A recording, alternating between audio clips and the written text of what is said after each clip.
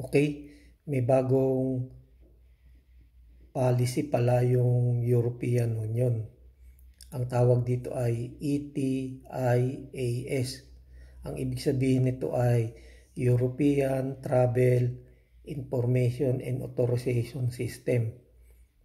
At ito ay isang plano nilang electronic authorization para sa mga visa-exempt visitors na gustong magpunta sa mga Schengen area o sakop ng Schengen area. Kabilang na yung EFTA countries, kasama yung Bulgaria, Cyprus, and Romania.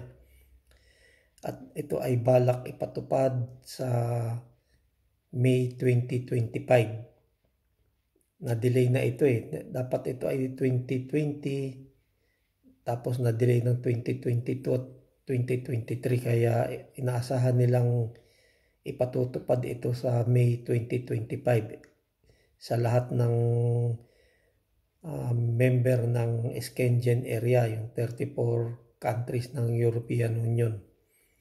So ano ang ibig sabihin nito? Base sa European Commission, ito ay ipatutupad para sa pagkilala ng seguridad at yung irregular immigration, yung mga tawag dito, yung mga illegal migrate na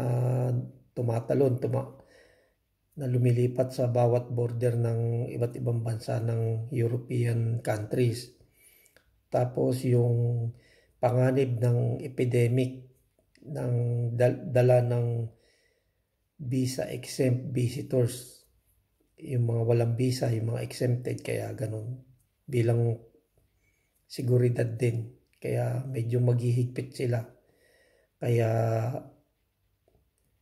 marami pang pagbabago pag apply ng mga visa ngayon. Pero may mga exempted dito, katulad nung halimbawa nung may mga residence card, tsaka may mga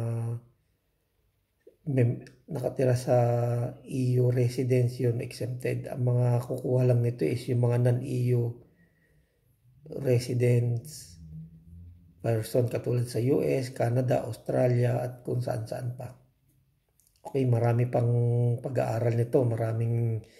Ito yung inaabangan nila na bagong balita tungkol sa mga pag-issue ng mga visa at saka mga travel documents sa mga susunod na mga araw at susunod na buwan yan. Kaya inaasahan na magkakahigpitan talaga. Okay?